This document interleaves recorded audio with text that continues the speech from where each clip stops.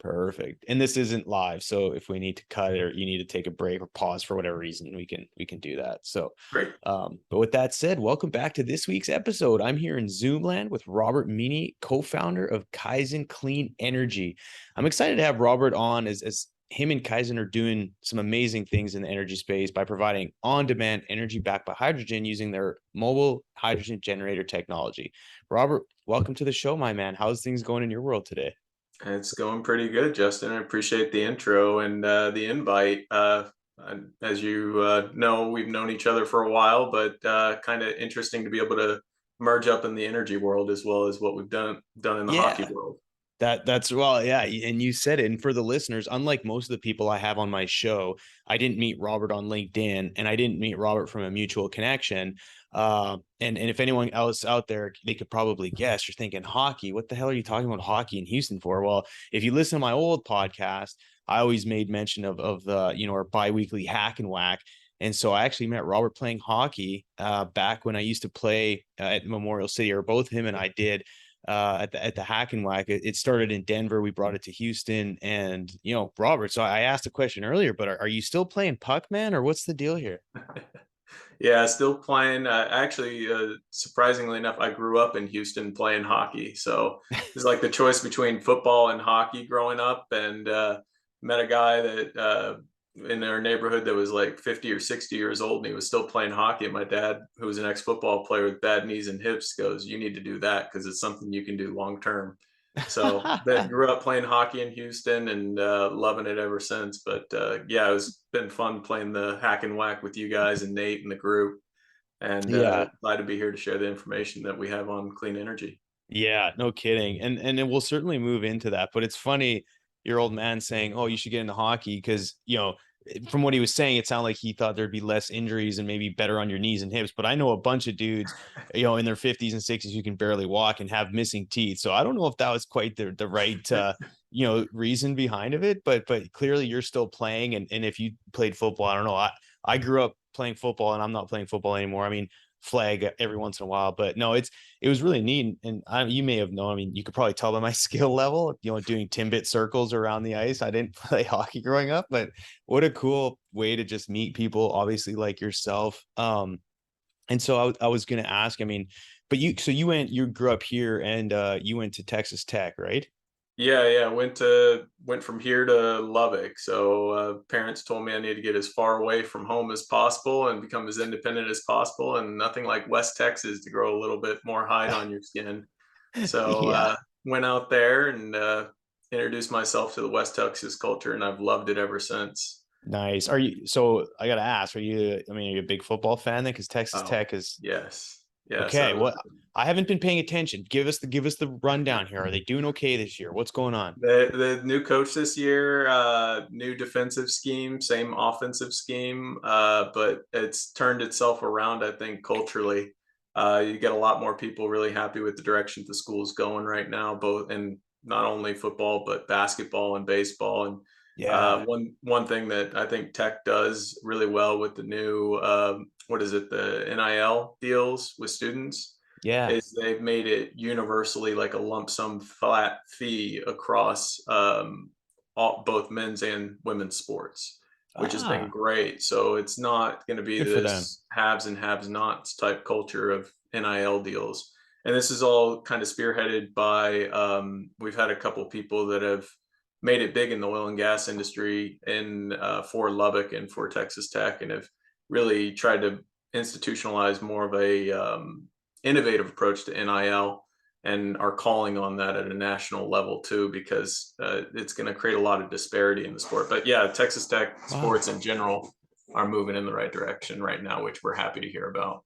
Yeah, that's fascinating to hear it. And I'm not too engaged with college sports, not by choice. It's just, with everything else life throws at us. And then again, I didn't go to college down here, so I don't have any, I don't bleed a certain color or anything. But to hear that sort of the NIL side and how they're approaching that, uh, not only I think it's just great overall, but it'll hopefully help attract talent as well.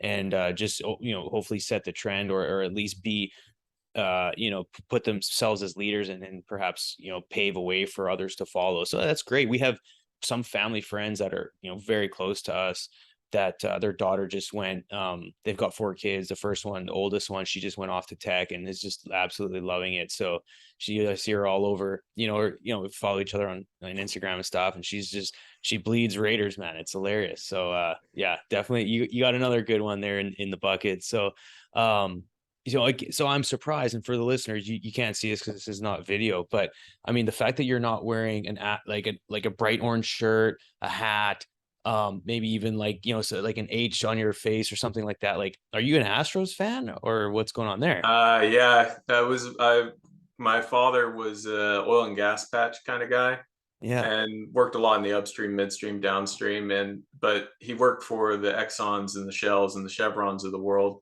who always had the upper dome seating back in the dome. And I What? just have very fond memories of going with him and his crews, and they would always treat him right. And that's even the blue collar guys got their own seating up there with like dollar hot dogs and Cokes Yeah. and stuff, and we go and watch all the games with Gonzalez, Caminetti, Bagwell, Biggio, Oh all man. those guys. And so I grew up bleeding Astros colors, and Yeah. might even remember them with the classic colors before they reverted back to them. So Is a that little bit of the a dip there, and I'm glad to see that they're doing well right yeah. now, and got a new group of guys very similar. I like to say culturally to the back when Biggio, Bagwell is that core group of guys that are making the Astros play really well together. Yeah, no, I was, and again, since being here, I've followed it quite a bit. And don't worry, listeners, this is not a podcast about sports, but clearly Robert's a sports guy. I love, any sport really. But one last thing I was going to say is, having the Yankees come to town, and when this gets released, this series that we're, right now, the middle of October is going to be done.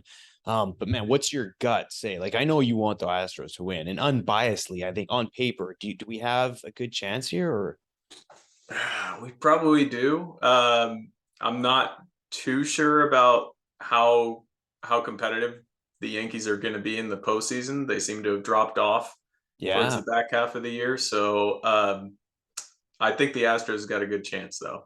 I like It's it. I'm if I was a betting man, I'd put my money on the Astros, but I'm not going to be nearly as big of a betting man as Mattress Mac is. So I may have to take No. him up on that 5K furniture deal at the same time. Yeah, man, that's funny. What a guy. He's still he's a legend here, man. It's hilarious. But again, everyone loves him and yeah, he definitely puts it on the line, but for all good reasons, right? Yeah. Awesome. Well, before we keep going, I do want to remind the listeners that I'm currently opening up sponsorship opportunities. If any energy focused companies are looking to increase brand marketing, visibility, and awareness around your company's initiatives through the podcast, please reach out to me. So Robert, we talked about where you're from, growing up here in Houston. I bet you have a ton of good memories, but I am curious, and if you've listened to a podcast, you probably knew this was coming. But if you ideal Friday night and you had any opportunity in the world to go anywhere, spend a bunch of money, what would that look like? Like if step back from work, like what's the ideal Friday night look like for Robert? What are you gonna do, and who would you spend it with? Right now, I just enjoy spending time with my kids and my wife. We're putting them actually on skates now. So it's Yeah, one of our best memories right now is every Saturday, Sunday, we take the kids to learn to skate, learn to play hockey. So watching them on the ice and being able to coach them and teach them has been one of the more rewarding things that I do right now. good for you. Beyond, That's yeah. yeah. Oh, and again, you were going to mention, but no, I think that's amazing. I mean, it's with someone with kids. I can certainly identify. It would be something with family, right? And so that's awesome, man. With regards to energy, so we'll take a pivot here. What core belief around energy have you changed your mind on over the last few years? I mean, obviously you made a pivot, starting the company, saw the opportunity as things are shifting here politically and just legislation and policy and everything else. I mean, maybe that was or was not the driver, but ultimately, do you have any sort of core beliefs that you've changed your mind on over the last few years relative to energy? Relative to energy, it's there's always going to be cost drivers that determine what succeeds, what doesn't succeed. Safety has always been a key focus of mine. Again, my father and my family being in the oil sector, you see the injuries, you see the downstream effects of bad and poor decisions around safety, and you don't want to see that on the back end of whatever venture you're trying to build. So safety has always been a core value. But what maybe shined a light in my eyes, a lot more recently was over the last 2 to 3 years has been localized emissions versus global emissions and defining those characteristics of what impact that does have on a human's health. And Mm, I see a common thread talking to whether it's the bluest of blue states or the reddest of red states is CO2 is somewhat of a debate depending on who you talk to, but I get a common sense that NOx and particulate matter are not debated as strongly and are seen as a common issue, mm. no matter who you talk to for either cancer or asthma or whatever. It's something that we can all point to as a direct impact of the air quality that we breathe. So with that said, and if you could maybe help the audience if they're not familiar with NOx, where is it, and where does the majority of this NOx particulate come from typically? So NOx can typically come from the combustion of fossil fuels, or even doesn't even matter if it's fossil fuels anymore. With the new technologies we have, it's uh, high temperature um, high temperature reactions can cause this, like natural gas reforming into hydrogen can cause Mm, NOx. Ammonia cracking into hydrogen can cause NOx. It has a formation temperature where I believe it's 60 to 70% of our atmosphere is made up of nitrogen. So whenever you combust that air intake into your system at significantly high temperature, you end up forming NOx. And that forms into nitrous oxides that can damage our lungs and cause those longer term health issues. right. No, and it's actually an interesting point because most of the, especially nowadays, we're all headline readers, or a good majority of people, and then they draw conclusions based off these headlines. But most of them come at us with CO2, carbon dioxide, and the CO2 levels in the atmosphere. But that's such a good point. Is like NOx is not necessarily discussed. For whatever reasons, I'm not sure, but I think you bring up an interesting point, especially for the listeners out there. Is like that's something that, like you said, localized emissions, or like more point source emissions, or something that really there's an opportunity to help to essentially abate those, right? And it sounds like you're kind of on that path of helping that through your company. Uh, but so that's interesting on that point. uh would you say that's one of the bigger challenges that exist in the energy landscape from let's just call it an emission standpoint? Like, is that something that you see as low hanging fruit that could really move the needle towards these goals that whether it's companies or government have? So that's one of right now, if you were to go to the California market, I'd say that's the biggest driver of zero emission vehicles or opportunities out there are localized emissions. And they're the attainment areas that they have and the non-attainment areas that they have, trying to get those localized emissions down. And they did a really good report on this in California. I got to give them credit where credit's due, because a lot of people, when I talk about California from Texas, they kind of just shrug their shoulders and say it's California. But they did a really good report about 2 years ago on, I believe the consulting company was called Square D, but you can look it up, where they quantified the medical impact on the state based on NOx and PM emissions, and it was something like 130 to 180 million dollars a year just on localized emissions impact on asthma, cancer, etc., that they could tie directly to emissions from vehicles. And Hmm, that again has nothing to do with CO2. CO2 is a global emission. It's not right. going to. I have it in my drink over here. It's like a little sparkling water, but basically, you do. CO2 is going to, if you go in that direction, it's something that impacts globally, and you have to look at it from a well to wake standpoint. And Mm. but battery electric vehicles and hydrogen vehicles emit no NOx, no SOx, no particulates, and that's kind of why people are looking to go in that direction, is to limit those localized emissions.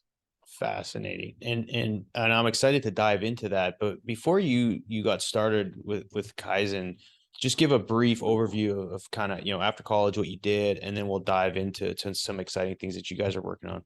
Yeah, so out of college, a mechanical engineering degree from Tech, and went into the EPC sector mainly midstream and downstream, focused a lot on initially refineries. And it's kind of been that interesting transition over time. My father, who was a welder, he worked a lot in the upstream, he started off more so in oil, but eventually worked his way towards natural gas. And I was at the very tail end of oil infrastructure build out. And then I went into the natural gas midstream sector very heavily. So I was more global, large scale, multi-billion-dollar projects, and then transitioned companies to more the mid-scale, small scale type 100 million, 200 million down to $5 million capital projects, kind of executing those, integrating systems in the natural gas midstream, downstream space, looking at everything from transportation to chemical production. And in 2020, right as COVID hit, I had the opportunity to join a financial advisory firm out of New York to be able to support their look into both capital projects from a third party perspective. So mainly looking at LNG facilities and looking at satellite imagery and trying to gauge how they're being built out and what their timeline really is, what their cost is, but also looking at the renewable energy sector. And so I was taking that same capital project approach of kind of what is the cost, what is the schedule, what is the safety impact, what's the overall value of that product, and looking at hydrogen and what I described as the midstream of energy. So taking that same concept that we use with midstream of natural gas, how do you transport something from A to B and get that concept? And what we found looking at hydrogen is the marketed number was typically what we saw in the industry and what we saw in news articles was $1 a kilogram. It's the DOE moonshot, $1 a kilogram, but at the pump, it's $16. So there was a huge disconnect between marketing and reality, and what we were trying to figure out is where that divide was happening. And for hydrogen, to solve that, it was the only thing proposed at the time was cryogenic. And we've kind of expanded that footprint to looking at methanol, toluene, and ammonia as hydrogen carriers. And then, but the big question was, how do you crack those back into hydrogen for use? And we found a technology that does that and helped them set up what is called now E1 Marine, which is a maritime methanol to hydrogen company. And they're building the world's first methanol to hydrogen tugboat in Louisiana. Oh, wow. And what's that called? Sorry, Robert. What was that called? E1 Marine. And so they're E1 building Marine. I believe it's a 1.5 megawatt, or rather Maritime Partners is building a 1.5 megawatt methanol to hydrogen tugboat in Louisiana right now. And that should be done in 2023. But methanol acts as a very efficient hydrogen carrier for them. And Maritime Partners is the largest Jones Act fleet owner in the US now. So they're able to take that technology, that core technology of methanol to hydrogen, combine that with fuel cells and generate hydrogen on board the tugboat. Wow. And refuel it with methanol water. So it's a very efficient way of transporting and using hydrogen. And we're taking that same technology and applying it to land-based applications for diesel generator replacements, EV charging, and hydrogen fueling. Man, that's crazy. So, I mean, you essentially described like how your company came into existence. Was that, I mean, at what point did you say, okay, I'm gonna leave my W-2, or perhaps you were consulting, I don't know, but to like go all in on this? Like, did you just have so much conviction that this was the future? Because that's a big risk, right? And there's a lot of debate around hydrogen, whether the gray and the brown and the green and the blue, and, you hear a lot of this and that. And then, fortunately, and hopefully this does help you guys, the new the IRA, the Inflation Reduction Act, perhaps helps stimulate or help support what you guys are doing. But I guess the question I have going back is, like, at what point did you say, okay, I'm going to go all in and risk it all to start this company? So we didn't actually intend we started this company under a different intention, but like all good business plans, they change. So we actually, on the tail end of the E1 Marine deal, we were in this weird consulting vector of looking at the maritime space. specifically and the IMO 2050 mandates, Yeah. where all these shipping companies were looking at hydrogen, ammonia, and maybe methanol as this kind of shipping industry pathway towards net zero. And the one that made the most sense to us was methanol, obviously, because we knew that it was a safe, stable liquid, not a gas like the others, but it was also one that could act as a hydrogen carrier in the most efficient way possible, both capital and operations wise. So after the E1 Marine deal, we actually started Kaizen with the intention of getting financing and building an e-methanol facility, because we saw the demand curve and where that was headed for e-methanol. Mm. And Texas's ability, specifically Texas, we saw the ability to source cheap renewable electricity that was being curtailed on the grid. And curtailed is when your solar and wind produce too much power over your usage. And so they have to find a way to get rid of that power. So you can take that curtailed power, use electrolysis, produce hydrogen, and combine that hydrogen with CO2 and produce methanol. Wow. And so that's what e-methanol is. And we developed our process, essentially went through a FEL 1, 2. And then right as we were going through that stage, we were approached by our technology provider, E1, that said, hey, take the technology, and you guys have created this business model around supplying it for land-based applications, run with that.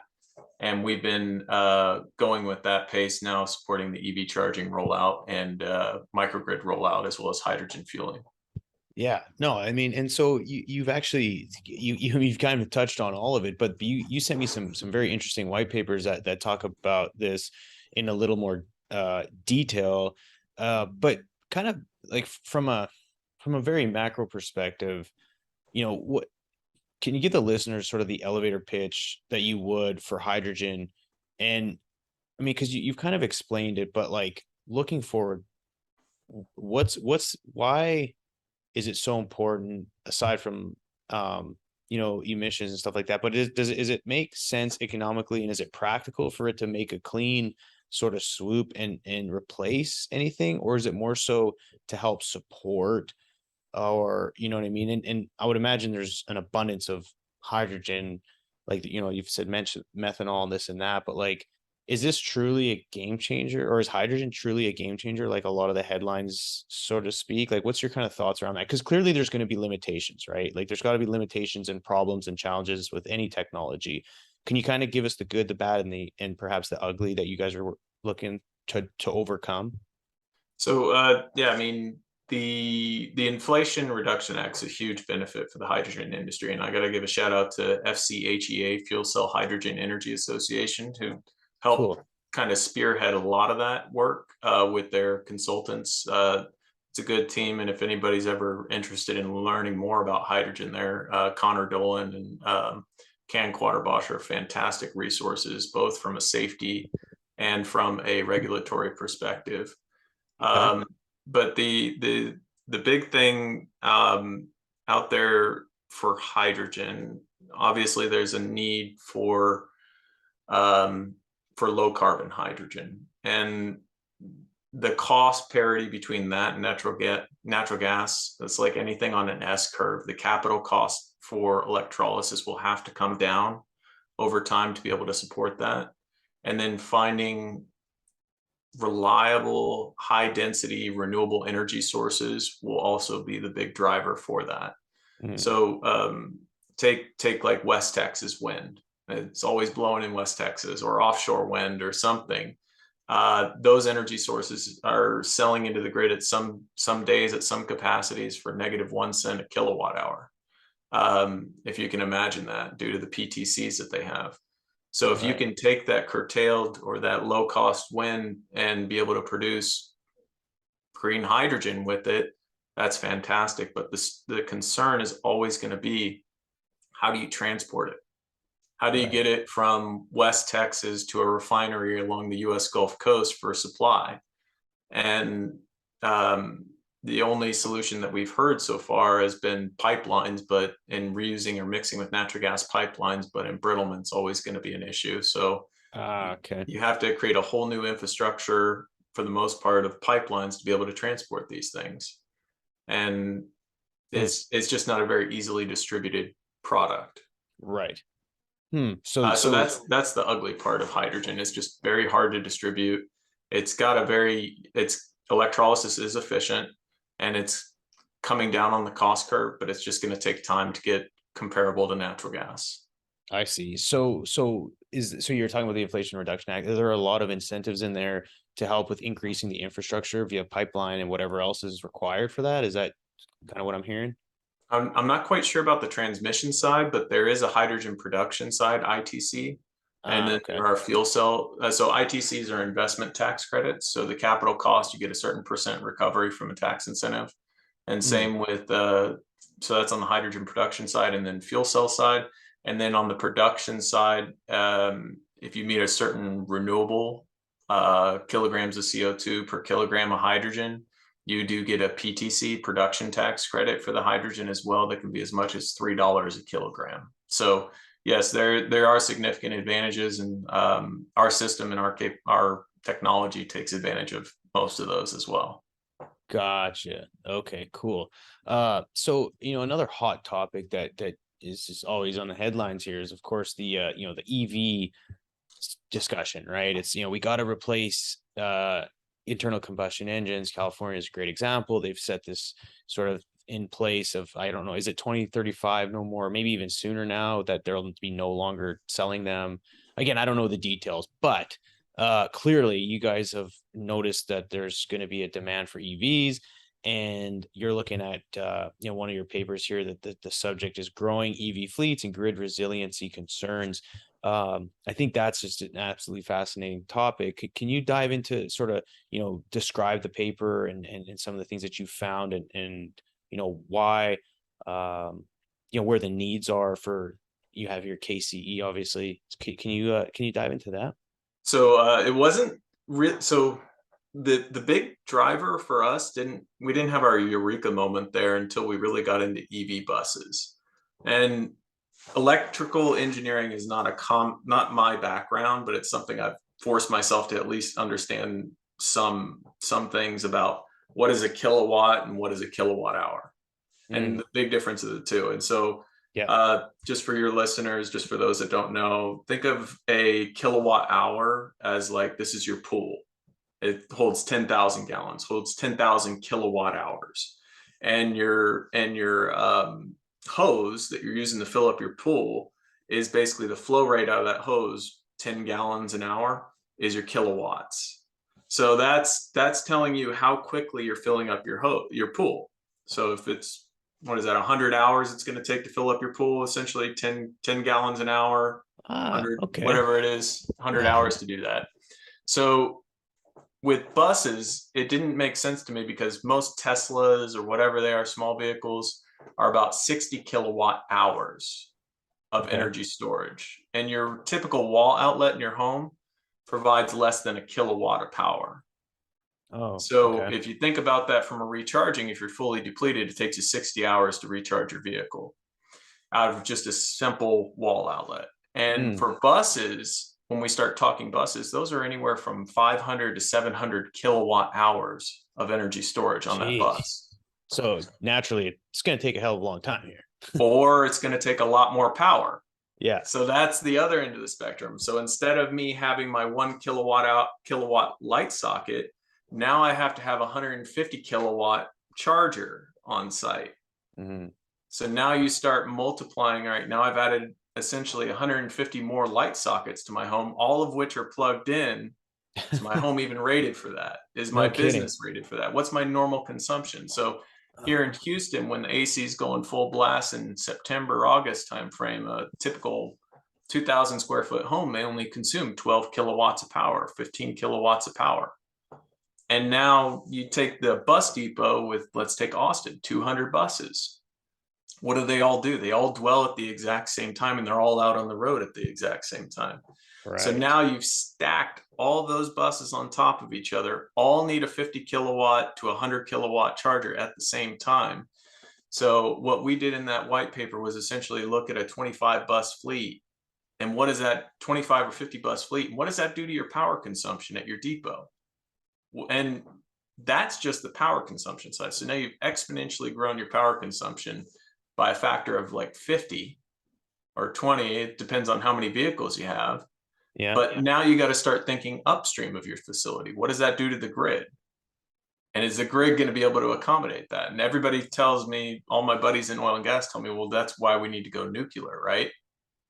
Yeah. But you're not going to put a nuclear facility on a bus depot. And to say we're Small going to go modular reactors, Robert. Small modules, modular reactors. I know Core Power really well, Michael Bowe and that group. I believe in their technology from a macro sense, but you got to be probably 20 miles outside of the city limits to put that where you're going to get that permitted. And Yeah, I 20 got you. miles outside of city limits is not going to equate to the distributed network that's required.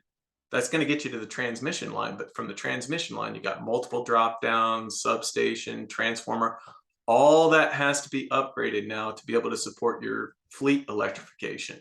And it's not Yes. only your fleet, it's every business along that trunk line that is also going EV at the same time. So now grids are stuck in this weird nexus of, okay, I've got on this trunk line UPS, Amazon, I've got Hmm. DHL, all have these 2030, 2040 EV mandates. What the heck Yes. is my grid going to look like in 15 years?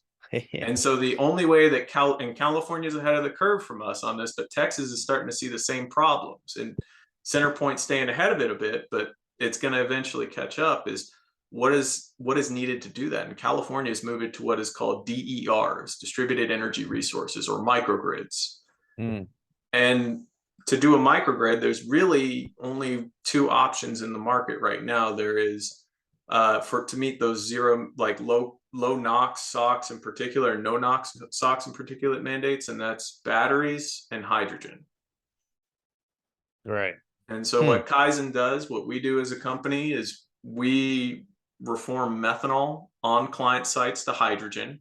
It produces no NOx, no SOx, no particulates. And we immediately use that hydrogen at low pressure, low quantities in fuel cells for power gen. And so think of it as like a clean version of a diesel generator, where you can produce hydrogen on site in a decentralized, mobile or stationary format and produce that energy to support EV mandates. And so we sell it as energy as a service, hydrogen as a service. We Huh. can do either on client sites. Did you coin the term hydrogen as a service? Because that sounds pretty slick. So I got to give credit to Angela Strand. She's Okay. one of our senior advisors on at our company. She's also a chairwoman of Lordstown Motors and general. I think she supports a few others. Zinc 5 is our battery manufacturer. She supports them as a senior advisor too.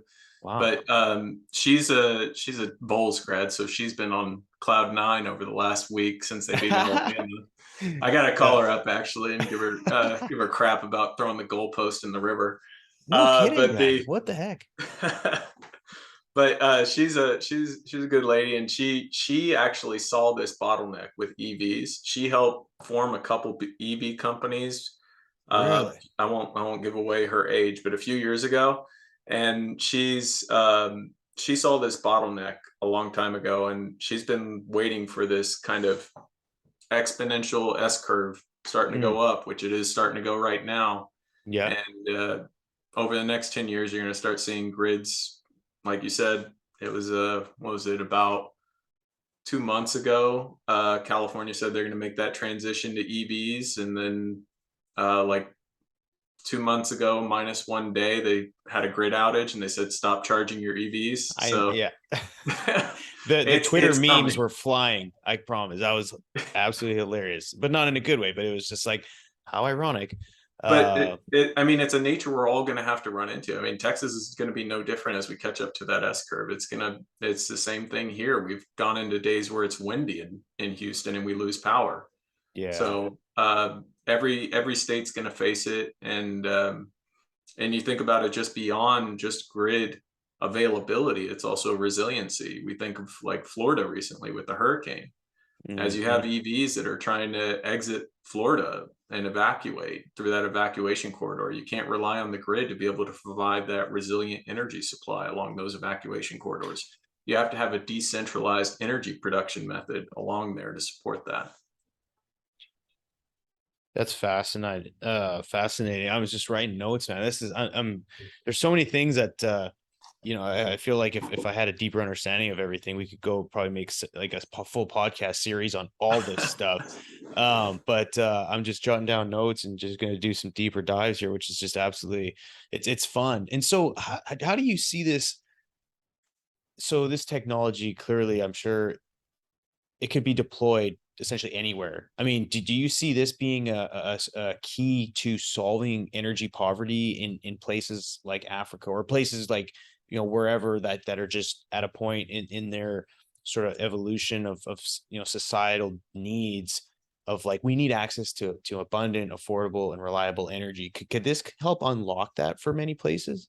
It could. I think that, I guess it's depending on what the cost is of fuel. So Sure. um, when we start thinking about distributed energy, and this is one conversation I have with a lot of people in Texas, is we have to look outside of Texas. We have a very fortunate situation, good or bad, with ERCOT and our grid and the price of natural gas locally. But if we start looking at distributed energy in the form of how do you provide that reliably and sustainably, um, S&P Global does a fantastic job now doing bunkering prices on a levelized basis per gigajoule of energy in the European market. And what they Okay. actually compare, which I found interesting, was the exported price per gigajoule of energy of LNG versus methanol in that market. So when Okay. you so when you start thinking about it from an energy content basis and then an efficient use of that energy in the market, they actually have methanol being cheaper to export and store in the European market for energy than LNG. Hmm. Now, that is because we see a lot of fluctuation over time of LNG, but it also comes into the parasitic load of that product as well as the storage of that product and what that cost is. So we look at it from an OPEX and capital cost, a total levelized cost of the products, which is where that bunkering pricing is kind of showing. And methanol, because it's a stable liquid, you can store it longer. You can ride out those waves of natural gas pricing a little bit better. And it's a little bit more stable pricing on the back end for when we start distribution to poorer countries out there as a fuel Hmm. supply, even as a cooking oil in some cases.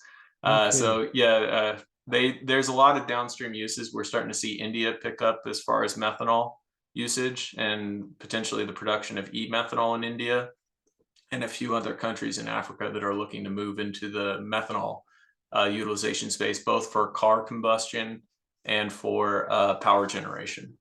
Nice. Okay. So I mean, yeah, you've got there's opportunity across the globe versus just like again, because it's fairly new, right? I mean, this whole hydrogen discussion, or maybe not, but it's really come to the forefront here over the last, call it 18 months.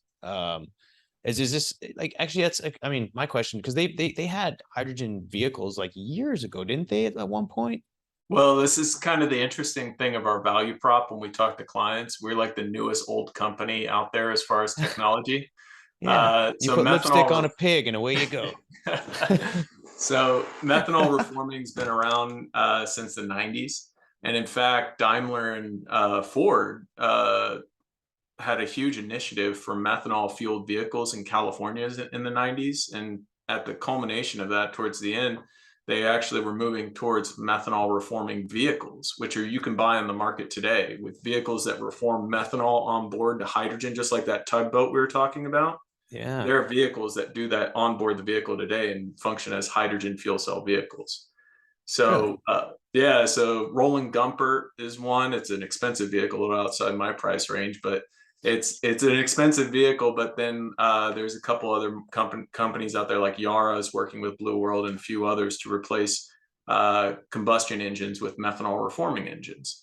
And in 2002, they actually drove a small Daimler Ford, like a little Toyota Corolla, across the U.S. with a methanol reformer on board with Ballard's fuel cell.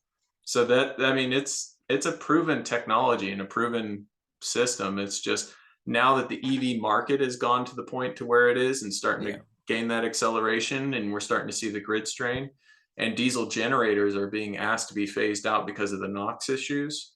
we're starting to see more emphasis on this hydrogen economy, but nobody's going to want to pay $16 per kilogram for that delivered hydrogen to support diesel generator replacements. This is the Right. affordable way, to where if I take $500 a metric ton of methanol and I convert that on a client site to hydrogen, it comes out at $3.75 a kilogram. So it's a big delta and a great ROI versus compressed or cryogenic hydrogen delivery. So the question I have, and kind of going back to what I'm familiar with, is like, is this something that you could essentially power stuff remotely? Like a drilling rig out in the middle of West Texas, or like, could you know what I mean? Like, could this replace diesel generators in some ways, or is this, would that be not necessarily like, doesn't that necessarily fit the mold? So we are talking with some people about that now, about blending into turbine-based systems, or drop-in replacement with diesel generators on like forgive me, I'm midstream, downstream. I'm the terminology of upstream, but Siamese fracs. I don't know the right terminology, but I do know there's a lot of diesel generator needs out there. Yeah, well, like an electric. So right now, there's the EV frac world is starting to take on a leg of let's a bunch of legs, and because just the amount of power and diesel used when you're fracking wells, which we're going to continue to frack wells for the foreseeable future, is just immense. So what they've done now is, they're going fully electric on the frack side for a number of great reasons. um and so perhaps there's again, like that's kind of what I'm thinking, and it's in my world, is like, the amount of diesel we use in upstream oil and gas is absolutely outrageous.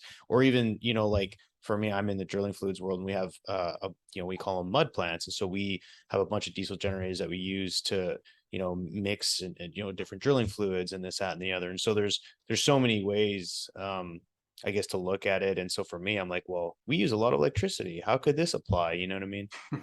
And that's one of the reasons we like the idea of manufacturing in Midland, Texas, is one, because Yeah. we've got qualified labor out there, we've got a great local source of materials and inspectors, but also because we see a huge potential in the upstream oil and gas sector.